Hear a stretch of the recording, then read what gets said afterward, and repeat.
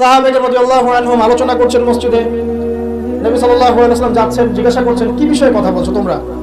সাহাবীরা বলছেন আমরা কিয়ামত নিয়ে কথা বলছি, আলামতের সাআ নিয়ে কথা বলছি। তখন নবীজি সেই বিখ্যাত হাদিসটা বলেছেন যে এই 10টা বিষয়ে সংঘটিত হওয়ার আগ পর্যন্ত কিয়ামত হবে না, মানে 10 major signs of the last day, মানে শেষ দিবসের 10টা বড় বড় সাইন।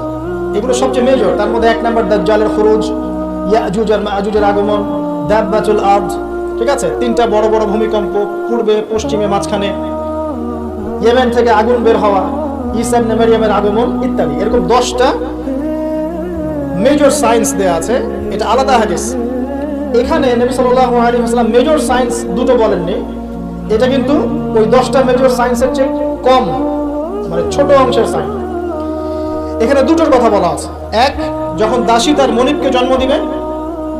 আরেকটা হচ্ছে সমাজের সবচেয়ে দরিদ্র শ্রেণীর মানুষেরা উঁচু উঁচু অট্টালিকা নির্মাণের প্রতিযোগিতা করবে।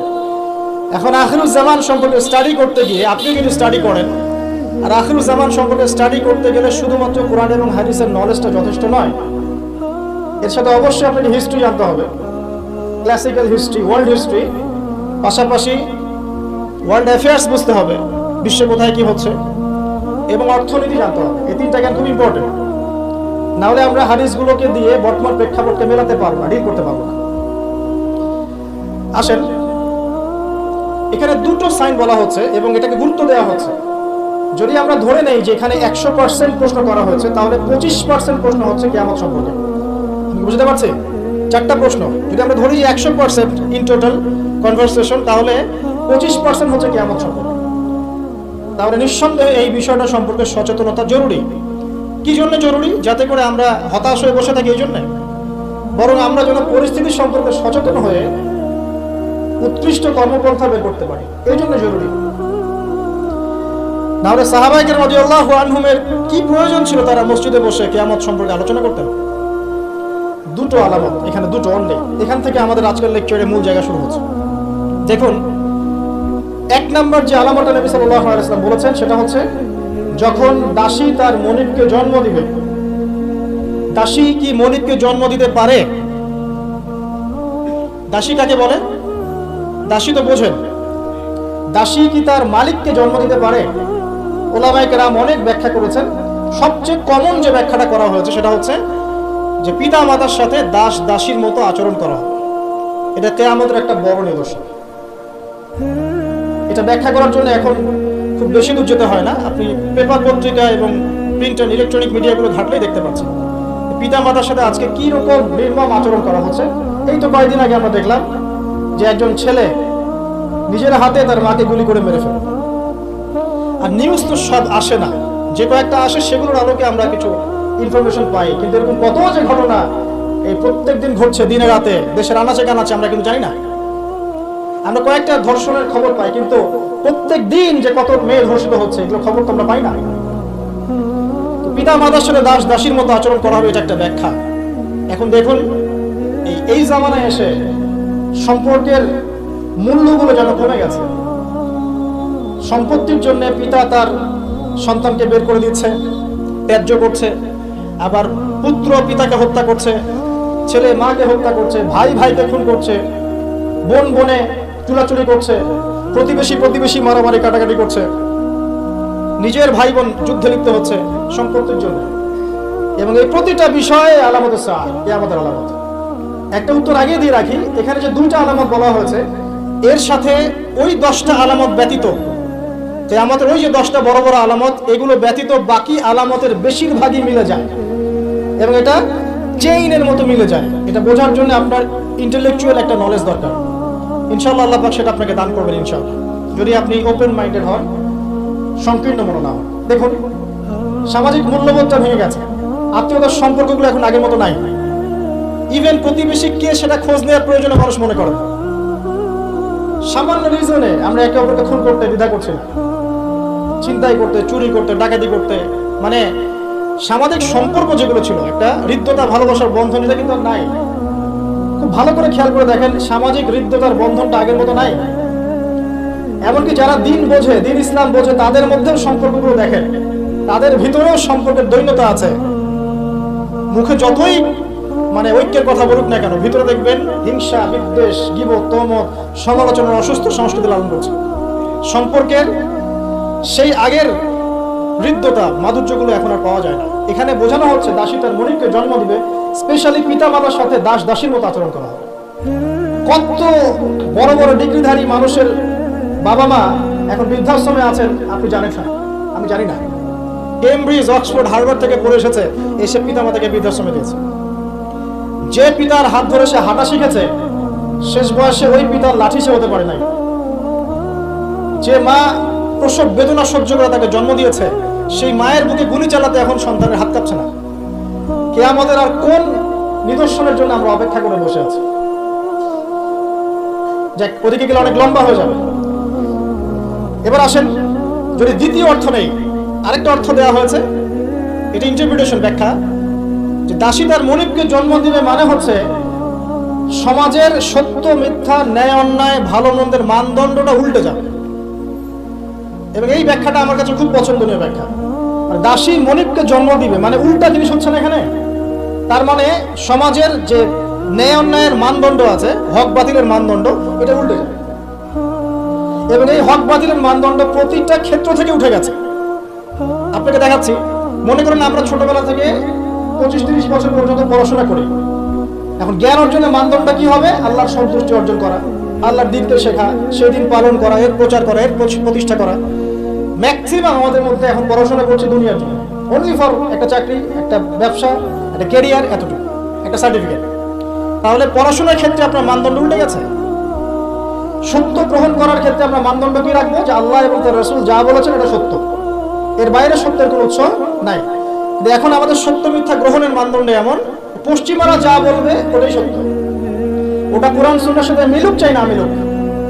পশ্চিমার মনে করেন যত তন্ত্রমন্ত্র আছে, যত তন্ত্রমন্ত্র, পলিটিক্যাল তন্ত্র বলেন, ইকোনমিক তন্ত্র বলেন, সামাজিক তন্ত্র বলেন, হ্যাঁ, এক একটা নাম নিয়ে বললে বুঝতে পারতেন। যে ফ্যামিলিস্ট রেভলিউশন, কমিউনিজম, আপনার এই যে সোকল্ড ডেমোক্রেসি আর কি, সোকল্ড যেটা সত্যিকার অর্থে না, সোকল্ড একটা সেকুলারিজম, এটা আসলে সেকুলারিজম না, সোকল্ড সেকুলারিজম। প্রতিটা মতবাদ পশ্চিম থেকে এখানে এসেছে। এবং এগুলোকে দিয়ে আমরা কোরআন হাদিসকে এখন যাচাই করা শুরু করেছি।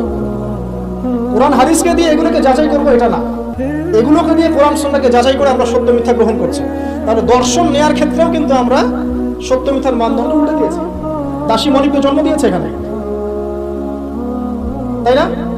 দিন প্রচার ক্ষেত্রে, দিনের ক্ষেত্রে মুসলিম যারা আছে, আমাদের মধ্যে মানদণ্ড থাকবে এমন যে আমরা উদারপন্থী হব, আমরা দিন নিজেরা পালন করব, সহজ করে দেব, মানুষ পালন করবে, দিনের দাওয়াতি কাজ হবে, প্রসার হবে, ঐক্যবদ্ধ প্ল্যাটফর্ম থাকবে। দেখবেন সব উল্টে গেছে। ব্যক্তি জীবন থেকেই দিন বিদায় নিচ্ছে।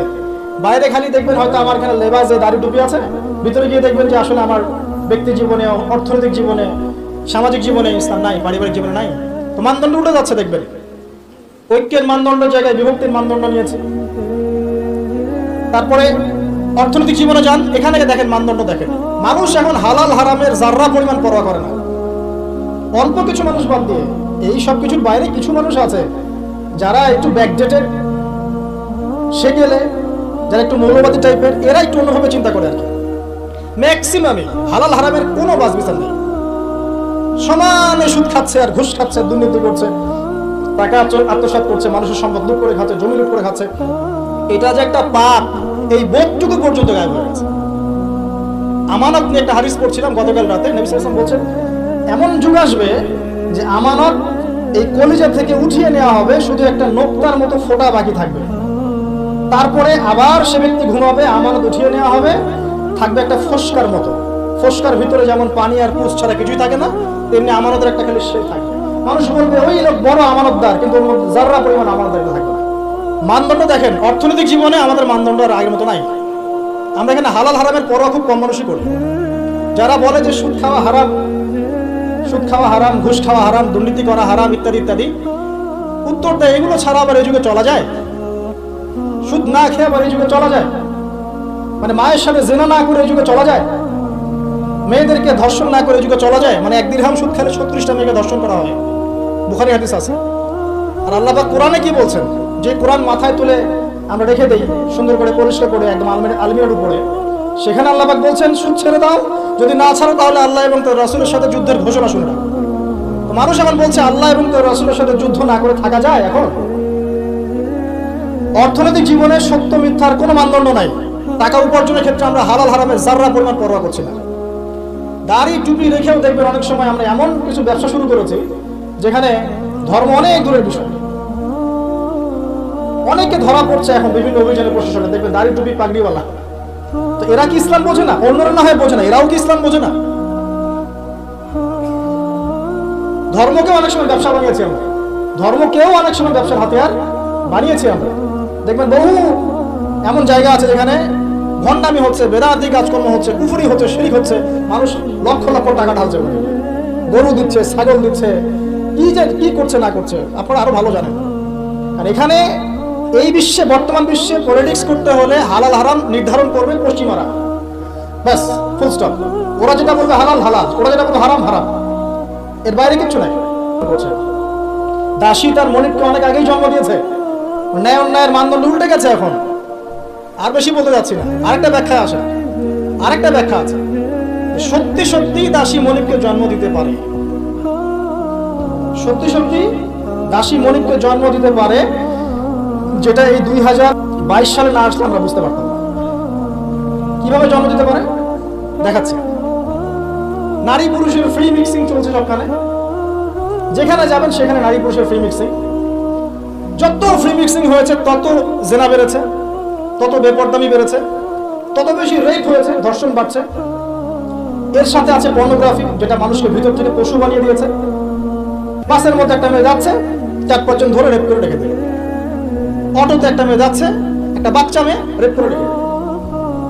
এমনকি এমনও নিউজ পাওয়া যাচ্ছে পশু পাখির সাথে মানুষ জেনা লিপ্ত হচ্ছে, একটা ছেলে আর একটা ছেলের সাথে জেনা লিপ্ত হচ্ছে নাউজুবিল্লাহ।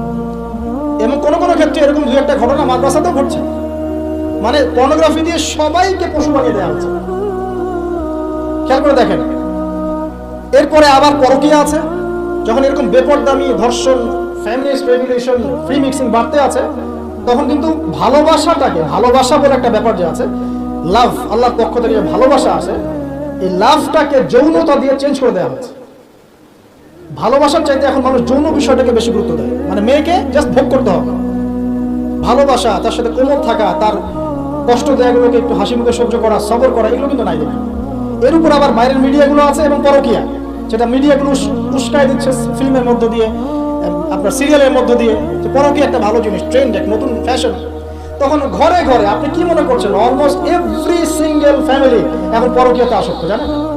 Almost every single family. অনেক ক্ষেত্রে ইসলামিক পরিবারগুলোর মধ্যে ওগুলো ঢুকে গেছে। আর যারা ইসলাম থেকে অনেক দূরে, ওদের কথা কি চিন্তা করতে থাকেন? তাহলে কেউ স্বামী স্ত্রীকে নিয়ে সন্তুষ্ট না, স্ত্রীর স্বামীকে নিয়ে সন্তুষ্ট না, ভিতরে ভিতরে ভাঙন চলছে।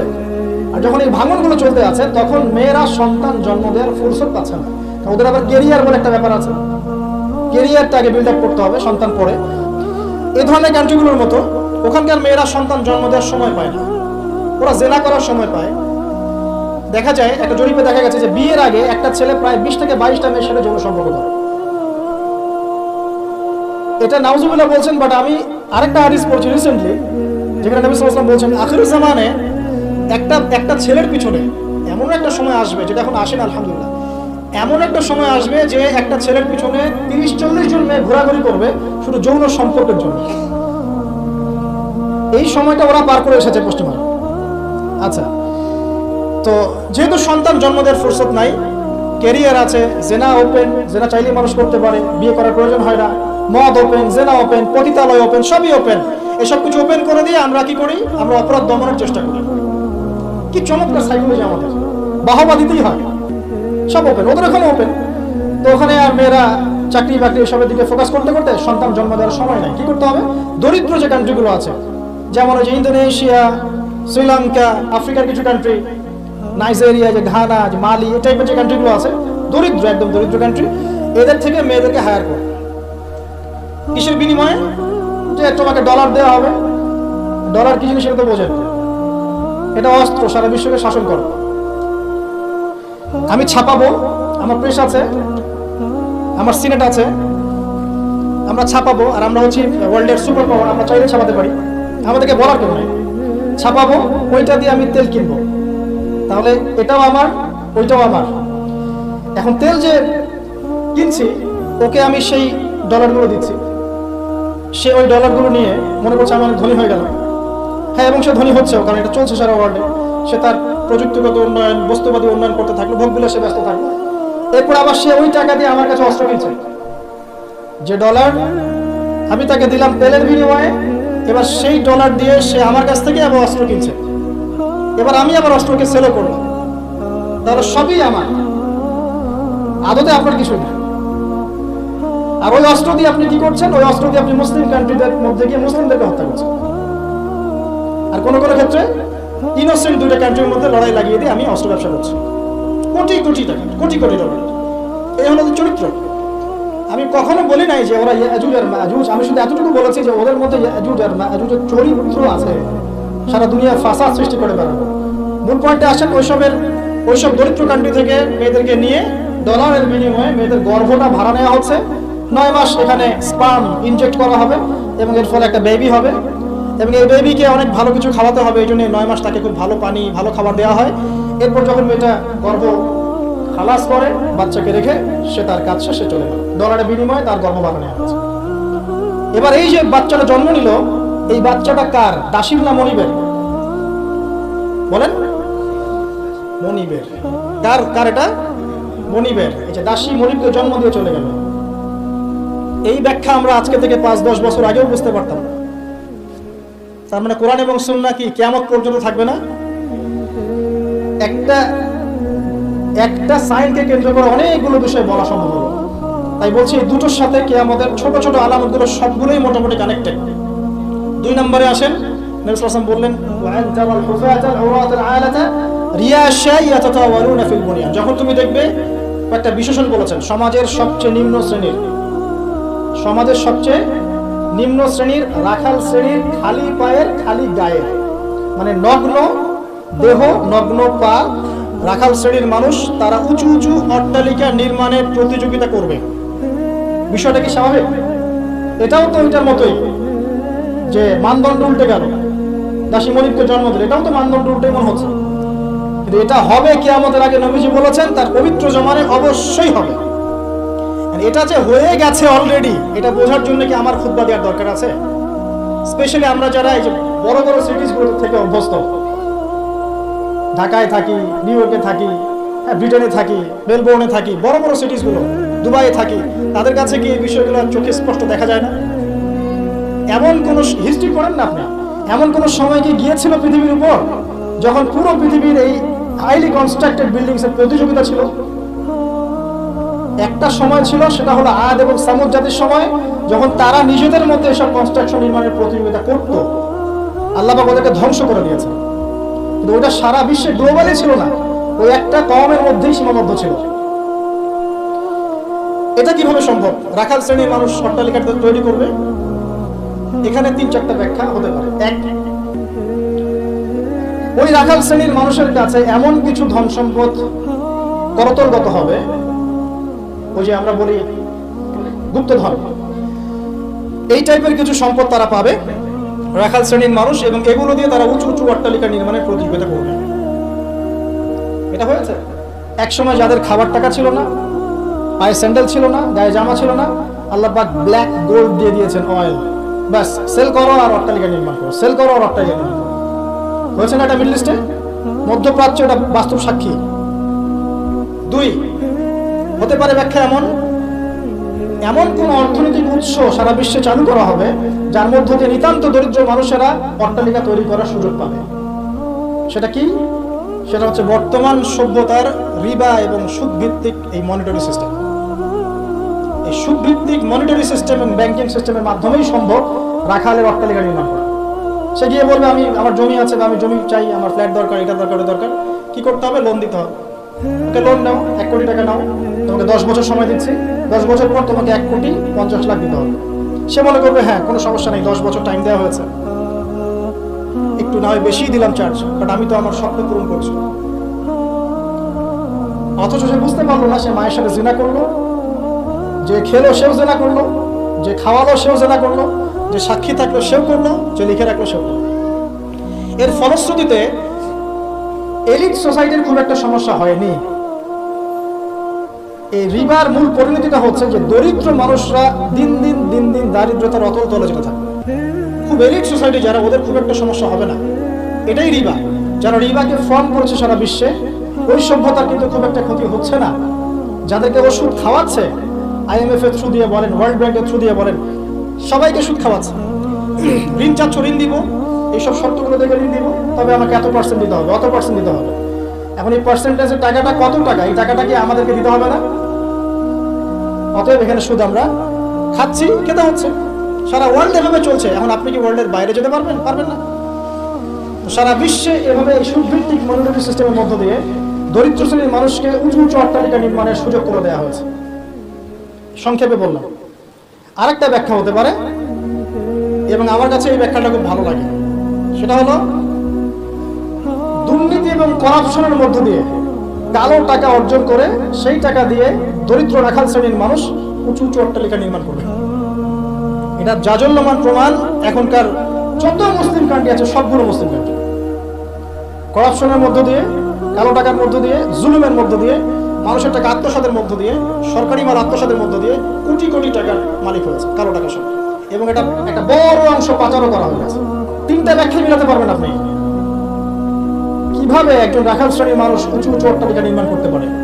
হয় তার কাছে গুপ্তধন সে প্রাপ্ত হবে আল্লাহর পক্ষ থেকে, অথবা সে সুদভিত্তিক ব্যাংকিং সিস্টেমের মধ্যে দিয়ে করবে, অথবা সে জুলুম এবং করাপশনের মধ্যে দিয়ে করবে। তবে শেষ কথা হচ্ছে, সবকিছু করার পরেও কিয়ামত পর্যন্ত এই হাদিসে জিবরিলে তার নাম রাখালি থেকে যাবে, রাখালি থেকে যাবে, রাখালি থেকে যাবে। আপনি বুঝতে পারছেন? সম্মান দেওয়ার মালিককে।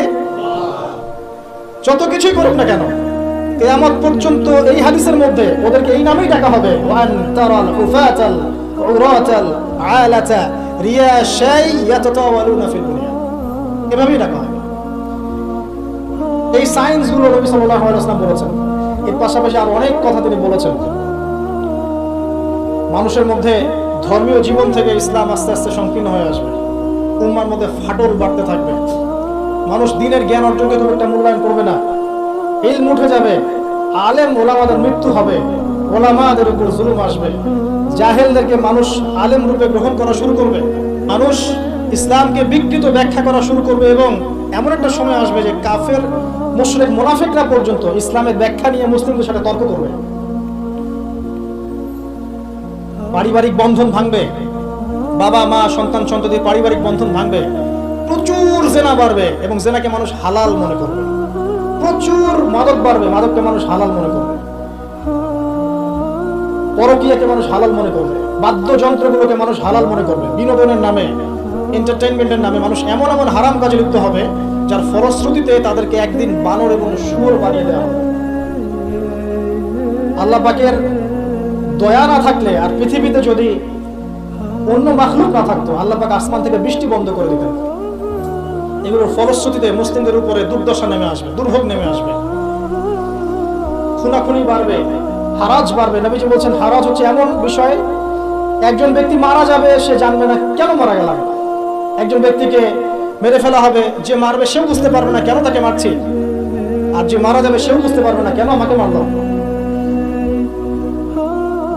সবচেয়ে মারাত্মক হচ্ছে যে ফ্যামিলিস্ট রেভলিউশন বাড়বে, মহিলাদের মধ্যে বেপরদামি বাড়বে, ব্যভিচার বাড়বে, এবং পতিতাদের সংখ্যা বাড়বে।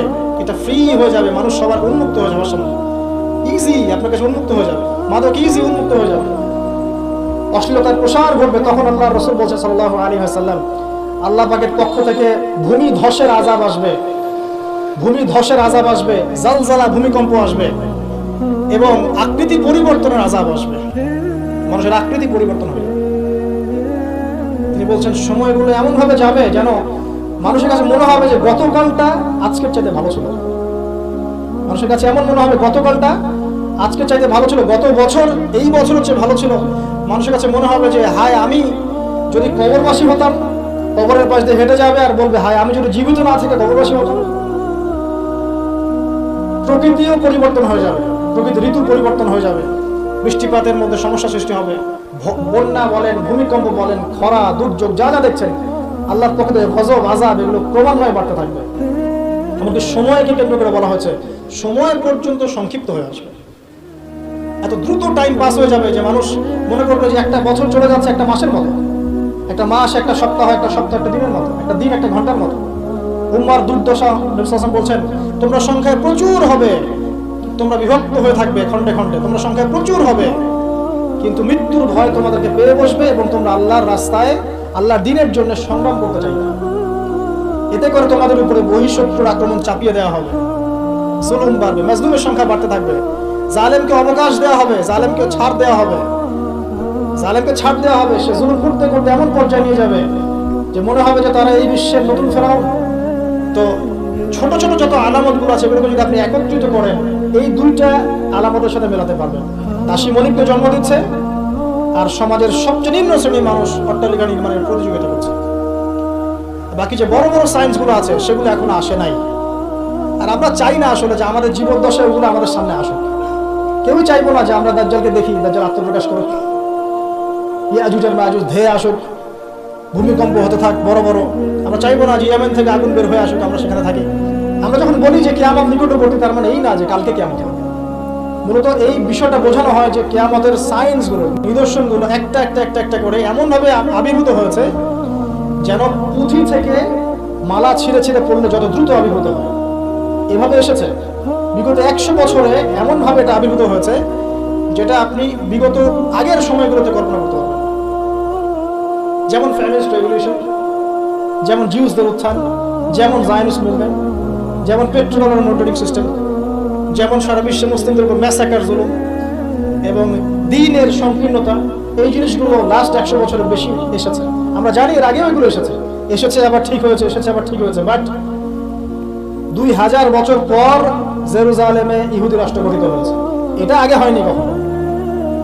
এবং এরাই তারা যারা মসিহুদ দাজ্জালের সাথে এই বিশ্ব শাসনও করবে এবং ওর সাথেই তারা ঈসা ইবনে মারইয়ামের হাতে মারাও করবে ইনশাআল্লাহ। সামনে মালহামা আছে, আর কি আছে? মহাযুদ্ধ আছে, জেরুজালেমের উত্থান আছে, জিউসদের উত্থান আছে, দাজ্জালের শাসন আছে, ইমামুল মাহদির আগমন আছে, তার হাতে মুসলিমদের বিজয় আছে, ঈসা ইবনে মারইয়ামের আগমন আছে, তার হাতে দাজ্জালের নিহত হওয়ার ঘটনা বাকি আছে, ঈসা ইবনে মারইয়ামের হাতে জেরুজালেম থেকে ওয়ার্ল্ড ওয়াইড ইসলামিক শাসন এখনো বাকি আছে, ইয়াজুজ আর মাজুজের আগমন বাকি আছে এবং ওদের ধ্বংস বাকি আছে। এরপরে পুরো বিশ্বে ইসলামের শান্তির সুবাতাস বয়ে যাওয়াটা বাকি আছে। তারপরে আলামতুস সাআ, পশ্চিম দিক থেকে সূর্য ওঠাটা বাকি আছে। তারপরে ইনশাআল্লাহ তাআলা এত দ্রুত কিয়ামত হবে, নবীজি বলছেন একজন ব্যক্তি আরেকজন ব্যক্তির সাথে কাপড় নিয়ে ব্যবসা করতে বসবে, কাপড় খুলে দেখাবে, গোটানোর আগেই কিয়ামত শেষ। একজন ব্যক্তি উটের দুধ দহন করবে, দুধ পান করার আগে কিয়ামত শেষ। তারপরে তিনি ইনস্ট্যান্ট বোঝাতে এই শব্দ ব্যবহার করছেন, এক গ্লাস পানি খাওয়ার জন্য গ্লাসটা উপরে নিবে, পানি ঢোক দেওয়ার আগে কিয়ামত শেষ। এত দ্রুত এই পুরো মহাবিশ্ব ম্যাসাকারি ব্লাস্ট হয়ে যাবে। আমরা ওই দৃশ্য দেখতে চাই না। তাহলে এখন এই যে সামাজিক অরাজকতাগুলো চলছে, কি আমাদের নিদর্শনগুলো চলছে, এগুলো সব কি আল্লাহর দেয়া গজব নাকি আমাদের কোনো ভূমিকা আছে? আল্লাহ পাকের মুখ থেকেই শোনেন। আল্লাহ পাক বলছেন সূরা রুমের মধ্যে, আল্লাহ পাক বলছেন যাহারাল ফাসাদু ফিল বাররি ওয়াল বাহরি বিমা কাসাবাত আইদিন নাস, জলের স্থলে যত বিপর্যয় ছড়িয়ে পড়েছে এগুলো মানুষের হাতের কামাই। ঢাকা শহরে একটা মেয়ে রিকশা করে যাচ্ছে তার বয়ফ্রেন্ডের সাথে, তারপরে সে আর বাসায় ফিরলো না, মা হাউমাউ করে কাঁদছে, মেয়েকে আর খুঁজে পাওয়া গেল না, ধরে নেওয়া হচ্ছে মেয়েটা নাই, নিখোঁজ, হয়তো তার রেপ হয়েছে বা ডেড হয়েছে। মা স্টেটমেন্ট দিচ্ছে সাংবাদিককে যে আমি ছেলেটাকে বললাম তুমি যদি মেয়েকে ভালোই বেসে থাকো তাহলে মেয়েকে বাসায় পৌঁছে দিলে না কেন? এই মায়ের কাছ থেকে আপনি কেমন সন্তান আশা করছেন? সে তার মেয়ের অবৈধ বয়ফ্রেন্ডকে সে বলছে তুমি যদি মেয়েকে ভালোই বেসে থাকো তাহলে মেয়েটাকে একা একা রিক্সা ছেড়ে দিলে কেন, বাসায় পৌঁছে দিল না? পরিণতি সবকিছু আল্লাহ পাকের পক্ষ থেকে আসে, এটা তো সত্যই। কিন্তু আল্লাহ রাব্বুল আলামিন কখনো কখনো আমাদেরকে আমাদের পাপের শাস্তি দুনিয়াতেই দিয়ে থাকে। যেমন কর্ম করেছে তেমন ফল ভোগ করতে হবে। সুদ খেয়েছেন, এখন দারিদ্রতা বরণ করতে হবে। তো ধর্ম নিয়ে বাড়াবাড়ি করেছেন, উম্মার ঐক্য তো নষ্ট হবেই। আমি যখন দুর্নীতি করছি আমাকে একদিন ধরা পড়তেই হবে। আমি চুরি করেছি আমাকে তো পিটুনি খেতেই হবে। আমি ডাকাতি করছি আমাকে তো পিটুনি খেতেই হবে। আমি রেপ করেছি আমাকে শাস্তি পেতেই হবে। একটা মেয়ে কয়েকটা ছেলের সাথে অ্যাফেয়ার, কয়েকজন মিলে প্ল্যান করলো যে তাকে শিক্ষা দিবে। তাকে সারপ্রাইজ দেওয়ার কথা বলে একজন বয়ফ্রেন্ড তাকে ডেকে নিল, নির্মম ভাবে তাকে হত্যা করল। 3 জন মিলে লাশ ফেলে দিয়ে চলে গেছে। 3 জন মিলে করেছে না একাই করেছে সেটা প্রশাসন খুঁজে বের করবেন। আমরা অনলাইনে দেখছি যে মেডরেট, এবং সেটা রংপুর এরিয়ার ঘটনা, ঢাকা শহরের কথা না। রংপুর তো অনেক দূরের জায়গা, ওটাকে আমরা গ্রামই মনে করি নাকি ঢাকার হিসাবে। দেখেন কর্মের ফল নয় কি এগুলো? মদ খাচ্ছেন দেদারসে, তাহলে আপনাকে তো সারা জীবন একটা ব্যাধি ভোগ করতেই হবে। আপনি তো ক্যান্সার হবেই, আপনার বড় বড় রোগ তো হবেই। আল্লাহর দিনকে বাদ দিয়ে আপনি অনৈতিক দর্শনের চর্চা করছেন, আপনাকে তো ফল ভোগ করতেই হবে। আল্লাহ পাক এটাই বলছেন, যাহারুল ফাসাদু ফিল বাররি ওয়াল বাহরি, জলে স্থলে যত বিপর্যয় এগুলোর বেশিরভাগই মানুষের হাতের কামাই। পরিবেশ দূষিত করেছে আমরা, পুরো বিশ্বের পলিটিক্যাল সিস্টেম ধ্বংস করে দিয়েছি আমরা, ইকোনমিক সিস্টেমে সুদ দিয়ে দিয়েছি আমরা, ব্যক্তি জীবন থেকে দিনকে বিদায় করছি আমরা। আর দিনের কথা যারা বলছে টুকটাক টোটা ফোটা, এদেরকে আমরা বিভিন্ন সাম্প্রদায়িক ট্যাগ লাগিয়ে বয়কট করে দিয়েছি। যাও নাকে তেল দিয়ে ঘুমাও, দুনিয়াটা আমাদের, পরকাল তোমাদের, তোমরা পরকাল নিয়ে থাকো, দুনিয়া আমাদের। শুনে রাখো তোমরা, এই দুনিয়াও মুসলিমদের হতে যাচ্ছে অতি শীঘ্র ইনশাআল্লাহ। কত বছর এভাবে চলবে? 100, 200, 300, 400, 500, কিন্তু ইমামুল মাহদির আগমন সত্য, ঈসা ইবনে মারইয়ামের আগমন সত্য। ঈসা ইবনে মারইয়ামের হাতে সারা বিশ্বে সুশাসন কায়েম হবে, এটা ওই রকম সত্য যেমন সূর্য পূর্ব দিক থেকে ওঠে পশ্চিমে ডুবে যায়। আর এখন যা চলছে সারা ওয়ার্ল্ড ওয়াইড যা চলছে, এটা এমনই মিথ্যা, এমনই মরিচিকার মতো মিথ্যা, যেমন ওই যে ইব্রাহিম আলাইহিস সালাম বলেছিলেন, তুমি যদি রব হয়ে থাকো সূর্যকে পশ্চিম দিক থেকে উদিত করে দেখাও। তোমরা একটা মিথ্যা সানরাইজ দেখাচ্ছ সারা বিশ্বকে, এটা সানরাইজ নয়। সত্যিকারের সানরাইজ দেখাবেন ঈসা ইবনে মারইয়াম আলাইহিস সালাম ইনশাআল্লাহ। সামনে এগুলো আছে, এখন এই যে পরিণতিগুলো হচ্ছে এগুলো আমাদের পাপের ফল।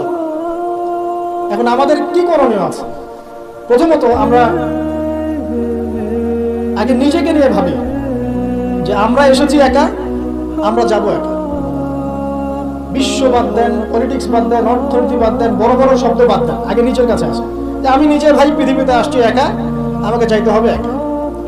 এবং আমি যাব সাদা কাফন পরে কালো কবরে, তাই না? কি কালো নিকশ কালো কবরে আমি সাদা কাফন পরে যাব, তাই না? তাই আমি একটা কথা বলি, শুনেন। যখন অন্ধকার, ঘুটঘুটে অন্ধকার নিকশ কালো কবরের মধ্যে সাদা কাফন পরে মানুষ যাবে, তখন সাদা সাদা আর কালা কালা গানের আসল মর্ম উপলব্ধি করতে পারবে। মানে আসেন কেন? যখন সাদা কাফন পরে অন্ধকার নিকশ কালো অন্ধকার কবরে মানুষ যাবে না, ওই মোমেন্ট যখন মুনকার এবং নাকিরের সাথে দেখা হবে, নাকিরের সাথে মালাকুল মউতের সাথে সাক্ষাৎ হবে, তার আগে লাশ নিয়ে যাবে আর সে বলবে, কোথায় নিয়ে যাচ্ছ আমাকে, কোথায় নিয়ে যাচ্ছে? ভয়ে আটকে উঠবে। মালাকুল মউতের চেহারা দেখেই ভয়ে আটকে উঠবে। সারা জীবন তো দিনের পরোয়া করে নাই, নামাজ কালামের তো খবর নাই, ইসলামকে 5 পয়সা মূল্যায়ন করে না, এবং ইসলামকে ধ্বংস করার জন্য, মুসলিম সমাজের মধ্যে অশ্লীলতা ছড়িয়ে দেওয়ার জন্য এই কাজগুলো করে বেড়াচ্ছে। যখন এই অবস্থা তাদের হবে এবং কবরে প্রশ্নগুলো করা হবে এবং হাতুড়ি দিয়ে পিটানো হবে, 70 গজ মাটির নিচে যখন আত্মা যাবে সিজ্জিনে, তখন বুঝে আসবে কোনটা সাদা ছিল আর কোনটা কালো ছিল। মানুষ মুসলিমদের, স্পেশালি যুবকদেরকে, যুবতী আমাদের ইয়াং টিনেজারদেরকে এমন ভাবে ইনফ্লুয়েন্স করা হচ্ছে এগুলো দিয়ে, মনে হচ্ছে কোনই আসল জগৎ, মনে হচ্ছে এই মাদকই আসল জগৎ, সিগারেটটাই আসল, এই গান বাজনা মিউজিকই আসল, এই কনসার্টগুলি আসল। এবং এগুলোতে যেহেতু মজা আছে, একটা লাজ্জাত ফ্লেভার পাওয়া যায় ইনস্ট্যান্ট, এই জন্য যুব সমাজ দ্রুত এর পিছনে দৌড়ানো শুরু করছে। আর একটা যুবকদেরকে যখন আপনি একটা জাতির যুবকদেরকে মেরুদণ্ড ভেঙে দিবেন, তখন এই জাতি কখনোই আপনার এগেইনস্টে দাঁড়াতে পারবে না। সুদূর প্রসারী নকশা এটা মুসলিম যুবকদেরকে আল্লাহর দিন থেকে সরিয়ে দেওয়ার জন্য। এদেরকে প্রমোট করার মিডিয়ার অভাব নাই, পত্রিকার অভাব নাই। তাহলে আপনি কি করবেন এখন? প্রথমত আপনি নিজেকে চিন্তা করতে হবে যে আমি মুসলিম, আগে আমাকে বাঁচতে হবে, এবং আমার ছেলে আমার মেয়ে এদেরকে আমি অন্তত এই পথে দিব না। যদি এদেরকে পড়ানোর কোনো প্রতিষ্ঠানই না পাই, নিজে প্রতিষ্ঠান করে ওকে পড়াবো ইনশাআল্লাহ। যদি সেটাও না পারি, আমার কাছে একা একা বসে শিখবে ইনশাআল্লাহ, কি সমস্যা? যদিও এটার পক্ষে আমি খুব স্ট্রং মত দেই না, আমাদেরকে চেঞ্জ করতে হবে সিচুয়েশন। যদি দেখেন কোনো অপশনই খোলা নাই, সবখানেই ফিতনা, সবখানেই ফাসাদ, কি করবেন? আপনার ছেলে মেয়েকে তো পড়াতে হবে। আমার ওয়াইফ আমাকে বলছে, আমার বেবিকে আমি কোথাও দিব, কি করবো তাহলে? আমি 10 বছর পর্যন্ত পড়াবো, সে মাশাআল্লাহ আরবি জানে, উর্দু জানে, ফার্সি জানে, সবই জানে, আমি পড়াবো। বললাম যে এভাবে হবে না, এভাবে হবে না। কতদিন আপনি আটকে রাখবেন সন্তানকে? যখন সে বাইরে যাবে দেখবে জেনা উন্মুক্ত, মেয়ের উন্মুক্ত, বেপরদামি উন্মুক্ত, পর্ন উন্মুক্ত, সব উন্মুক্ত, মাদক উন্মুক্ত। সৎসঙ্গ না থাকলে, ভালো প্যারেন্টিংস না থাকলে, আপনার ভালো পরিবেশ না থাকলে, ভালো সোসাইটি কমিউনিটি না করতে পারলে আপনি আমি আমাদের সন্তানদেরকে বাঁচাতে পারবো না। ওরা ওদের দেহকে নষ্ট করবে না ঠিকই, কিন্তু ওদের আত্মাটাকে পুড়িয়ে ঝাঁঝরা করে ছেড়ে দিবে, আত্মাটাকে কলুষিত করে শেষ করে দিবে। আর সমাজের এই অসঙ্গতিগুলো যখন চলছে আর আমাদের আত্মা কাঁদে না, আমাদের খারাপ লাগে না, আমাদের পাপবোধ জাগ্রত হয় না, বুঝতে হবে ওই ঈমান আর আমাদের মধ্যে নাই, যে ঈমান থাকলে এই পাপ দেখলে মানুষের খারাপ লাগা সৃষ্টি হয়। একজন আলেম বলেছেন, যখন দেখবেন বাসায় কোরআনের উপর ধুলা পড়ে গেছে, তখন বুঝে নেবেন যে আপনার কলমেও ধুলা পড়েছে। কি করব? নিজে বাঁচার জন্য আগে নিজেকে চিন্তা করতে হবে যে আমি আখিরাতের বান্দা, দুনিয়াতে এসেছি মেহমানের মতো, আল্লাহ কিছু দায়িত্ব কর্তব্য দিয়েছেন, টাইম শেষ হবে, আল্লাহ পাক টাইম দিয়ে চলে যাবে। কাউকে আল্লাহ পাক এখানে রাখেন নাই, দুনিয়াতে কেউ চিরস্থায়ী হয়নি। যত বড় পরাশক্তি ছিল, ফেরাউন, নমরুদ, হামান, কারুন, কেউ পৃথিবীতে চিরস্থায়ী হয় নাই। আজকের বিশ্বে যারা আছে বড় বড় পরাশক্তি, কেউ পৃথিবীতে চিরস্থায়ী হবে না। এগুলো শুধুমাত্র সময়ের ব্যাপার মাত্র, সময় চলে যাবে, এরাও শেষ, কেউ থাকবে না, না মুমিন, না কাফের, না মুশরিক, না কেউ না। অতএব যারা এসেছে তারা চলে যাবে, এই ফিলিংসটা সবার আগে জরুরি। এই ফিলিংসটা আসলে পরে আমার প্রথম দায়িত্ব হচ্ছে ইলম অর্জন করা, তারপরে লক্ষ্য স্থির করা যে আমার জীবনে তো একটা লক্ষ্য আছে। এভারেজ লাইফ লিড করবে সবাই, 1999 জন মানুষ এভারেজ লাইফ লিড করে, খায় দায় ফুর্তি করে, স্ত্রী সহবাস করে, বাচ্চা পয়দা করে, শেষ ডেড, শেষ বয়সে ক্যান্সার, ডায়াবেটিস, মারা গেল। এটাই করতেই কি দুনিয়াতে এসেছি? দিন ইসলাম নিয়ে আমাদের কোনো স্বপ্ন নাই? যারা ইতিহাস পড়ে দেখেন, যারা যুগে যুগে ইসলামের অগ্রগামী ছিলেন, তারা কি আমাদের মতোই এভারেজ মুসলিম ছিলেন, নাকি এক্সট্রা অর্ডিনারি কিছু তারা করতেন? আর আমরা কি আমাদের উম্মার মধ্যে ছোটখাটো বিষয়গুলোকে নিয়েই পড়ে থাকবো? আর কতদিন আমরা এগুলো নিয়ে পড়ে থাকবো? আর কতদিন আমরা একে অপরের গীবত, তহমত, সমালোচনার, হাত বাঁধার, পায়ে পা লাগানো, আর আমি এসব নিয়ে পড়ে থাকবো? আর কতদিন পড়ে থাকলে আপনাদের শান্তি হবে? আমাদেরকে বলে দেন, তাও শান্তি পান, তারপরে আমাদেরকে দিনের জন্য কিছু করতে দেন, যুব সমাজকে করতে দেন, যারা এখন করতে চায় আগ্রহী, ওদেরকে কোনো রাস্তা দেখান। লক্ষ্য স্থির করতে হবে এবং কনস্ট্রাকটিভ কাজ করতে হবে। আবেগের বশে হুটহাট কোনো কিছু কাজ নয়, আবেগের বশে দিনে কাজ নয়, পরিবেশ পরিস্থিতি বুঝে কনস্ট্রাকটিভ দিনে কাজ করতে হবে, গঠনমূলক ভাবে, না শৈথিলতাবাদ, আর না কোনো উগ্রপন্থা, না কোনো চরমপন্থা। মাঝামাঝি জায়গায় থেকে হক বাতিলের পার্থক্য বুঝে, পরিবেশ, সমাজ, দেশ, বিশ্বের পরিস্থিতি উপলব্ধি করে যখন যে ইনিশিয়েটিভ নেওয়া প্রয়োজন, সেভাবে কনস্ট্রাকটিভলি উন্নতি এগিয়ে নিতে হবে। তার প্রথম শুরুটাই হবে জ্ঞান অর্জন দিয়ে। জ্ঞান অর্জন নাই, কিচ্ছু নাই। তারপর হচ্ছে আমল দিয়ে। জ্ঞান আছে, এবার আমল করতে হবে। যারা আমল করে না, প্র্যাকটিসিং মুসলিম না, এদের দ্বারা উম্মার খেদমত দিবেন না। তাহলে বড় বড় কথা বলতে হবে না, আমল করে দেখাতে হবে। ইকোনমিক লাইফে হালাল হারাম বেঁচে চলতে হবে। পারিবারিক লাইফে নিজের স্ত্রী সন্তানদেরকে ইসলামিক এনভায়রনমেন্টে রাখতে হবে, পরিবেশ তৈরি করতে হবে। আমি যদি আমার পরিবারের মধ্যে দিনকে প্রতিষ্ঠা করতে না পারি, তাহলে কিভাবে আমি আমার উম্মার মধ্যে দিনকে নিয়ে চিন্তা করবো, প্রতিষ্ঠা করবো? হ্যাঁ, এটা হতে পারে। ইব্রাহিম আলাইহিস সালামের বাবা ইসলাম কবুল করেন না, এটা হতে পারে। নূহ আলাইহিস সালামের সন্তান ইসলাম কবুল করেন, এমনটা হতে পারে। কিন্তু এগুলো রেয়ার ঘটনা। আর exceptional anything is not an example, একটা কথা আছে যে এক্সেপশনাল কোনো কিছু একটা কনস্ট্যান্ট ফিক্স এক্সাম্পল হতে পারে। এগুলো ব্যতিক্রম ধরনের কথা, এটাও হতে পারে। কিন্তু আমাদের ইসলামিক প্যারেন্টিং আনতে হবে পরিবারের মধ্যে। আমাদের আগামী প্রজন্মকে নিয়ে স্বপ্ন দেখা শিখতে হবে। আগামী প্রজন্মকে কিভাবে মানুষ করবো, কি পড়াবো, কি খাওয়াবো, কোন এনভায়রনমেন্টে বড় করবো। এমন ভাবে পরিস্থিতি পরিবর্তন হচ্ছে, খারাপের দিকে যাচ্ছে। কোনো ক্ষেত্রে আইন শৃঙ্খলা বাহিনীর যে সদস্যরা আছেন, তারা হিমশিম খেয়ে যান যে মানুষ এরকম পাপ করতে পারে। তাদের মাথার উপর দিয়ে যাচ্ছে যে মানুষ এইভাবে পাপ করতে পারে। একটা কথা আমি বলি, এখন এই যুগে মানুষ এমন পাপ করছে, এমন ক্রাইম করছে, যা কোনো চোখ দেখে নাই, কোনো কান শোনে নাই, কোনো অন্তর কল্পনা করতে পারে না। আপনি প্র্যাকটিক্যালি দেখে নেন। এনভায়রনমেন্টটা চেঞ্জ করতে হলে আমাদেরকে পারিবারিকভাবেই চেঞ্জ করতে হবে, সোশ্যালি চেঞ্জ করতে হবে। কমিউনিটি দরকার। যারা ইসলামিক এই ফিলোসফিগুলো লালন করে, তাদের মধ্যে একটা মিউচুয়াল বন্ধন দরকার। হৃদ্যতার ভালোবাসা, ওপেন মাইন্ডেড হওয়া, কনজাস্টেড না হওয়া, সংকীর্ণ মানসিকতা না হওয়া, এবং সাম্প্রদায়িক থটগুলো বাদ দিতে হবে। আমি একাই সঠিক, বাকি সব বাতিল। হ্যাঁ, আমি একাই ইসলামের মধ্যে আছি, বাকি সব খারেজি। মানে খারাজি মানুষকে খারেজি বলতে বলতে বলতে নিজেই কখন খারেজি হয়ে যায় তার ঠিক নেই। ও নিজে বাদ দিয়ে বাকি সবই খারেজি, মানে কোনো মিউচুয়াল আন্ডারস্ট্যান্ডিং নাই।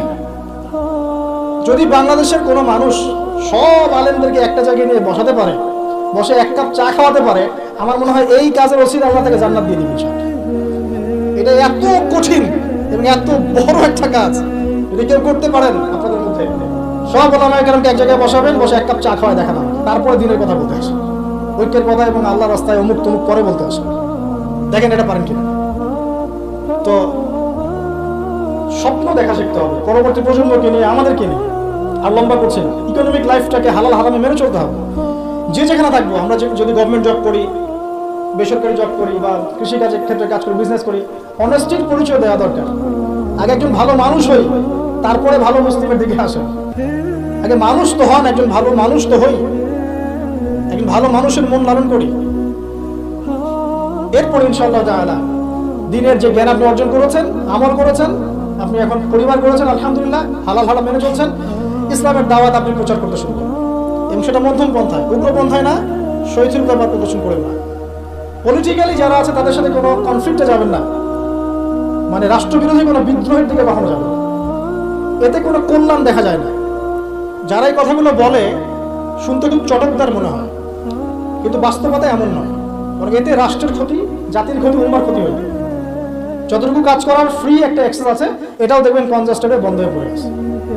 অতএব এইসব উদ্ভট ফিলোসফির দিকে যাওয়ার প্রয়োজন নাই। বরং যারাই থাক, উত্তর নসিহত করেন, ভালো নসিহত করেন, ভুল হলে সংশোধন করে দেন গঠনমূলকভাবে। এরপরেও যদি না কথা শুনে, আলহামদুলিল্লাহ ছেড়ে দেন। ফাযাক্কিরিন্না মা আনতা মুযাক্কির লাস্তা আলাইহিম বিমুসাইতির। খালি উপদেশ দেন, আপনি উপদেশদাতা, আপনি তাদের প্রতি দারোগা নন। যার যার কর্মফল শেষে ভোগ করবে। আল্লাহ পাক বলছে, বলে নুযীকান্নাহুম মিনাল আযাবিল আদনা দুনা আযাবিল আকবার। যখন এরকম অন্যায়, অত্যাচার, পাপাচার চলতে থাকবে, আল্লাহ পাক বলছেন, তখন আমার পক্ষ থেকে আমি বড় আযাবের আগে, পরকালের বড় শাস্তির আগে দুনিয়াতে ছোট ছোট আযাব পাঠাতে থাকবে। আল্লাহ তো বলেছেন পাঠাবেন, রিল্যাক্স থাকেন। ইনশাআল্লাহ তাআলা কনস্ট্রাকটিভলি এই কাজগুলো করতে পারলে আশা করা যায় একদিনে ফল পাওয়া কখনোই যাবে না। আমাদের নবীজির 23 বছর লেগেছে। আস্তে আস্তে ইনশাআল্লাহ তাআলা আমরা না হোক, আমাদের পরের জেনারেশন, তারা না হোক তারপরের জেনারেশন, তারা না হোক তারপরের জেনারেশন, একটা জেনারেশন আসবে পৃথিবীর বুকে, নিশ্চিত থাকেন, যারা ইনশাআল্লাহু আযজা ওয়া জাল এই দুনিয়া থেকে সমস্ত জুলুমের শেকড় উপড়ে ফেলে দেবে। আমরা বেঁচে থাকি আর না থাকি, ওই দিন পর্যন্ত আমরা দোয়া করে যাব, আল্লাহ পাক যেন একদিন এই সারা পৃথিবীর বুকে ইসলামের বিজয় দান করেন এবং সমস্ত জুলুম, অন্যায়, অত্যাচার, পাপাচার আল্লাহ পাক এদের মূল শেকড়টাকে উৎপাদিত করে ফেলেন। আল্লাহ রাব্বুল আলামিন মুসলিমদের হারানো সেই যে গৌরব, ঐতিহ্য, সেটা আবার ফিরিয়ে আনার তৌফিক দান করুন। ব্যক্তিগত জীবনে আমাদেরকে প্র্যাকটিসিং মুসলিম হওয়ার তৌফিক দান করুন, বেশি বেশি ইলম অর্জন করার তৌফিক দান করুন, আমল করার তৌফিক দান করুন, আত্মশুদ্ধি অর্জন করার তৌফিক দান করুন। মুসলিম উম্মার মাঝে ইখতিলাফ বৃদ্ধি না করে উম্মাকে ঐক্যবদ্ধ করার প্রয়াস চালানোর তৌফিক দান করুন। আল্লাহ রাব্বুল আলামিন আমাদের অর্থনৈতিক জীবনে হালাল হারাম মেনে চলার তৌফিক দান করুন এবং আমাদের যে যেখানে আছে সবাইকে, হোক সে পলিটিক্যাল কোনো জায়গা, বা অর্থনৈতিক কোনো জায়গা, বা প্রশাসনের কোনো জায়গা, বা ব্যক্তি পর্যায়ে যে যেখানেই আছে, আল্লাহ পাক সবাইকে, সব মুসলিমকে তার পক্ষ থেকে হেদায়েত দান করুন। আমি এরপরে আমরা আমাদের পরবর্তী প্রজন্মের জন্য দোয়া করব, আল্লাহ পাক আমাদের পরবর্তী প্রজন্মকে যেন ইসলামের জন্য কবুল করে নেন।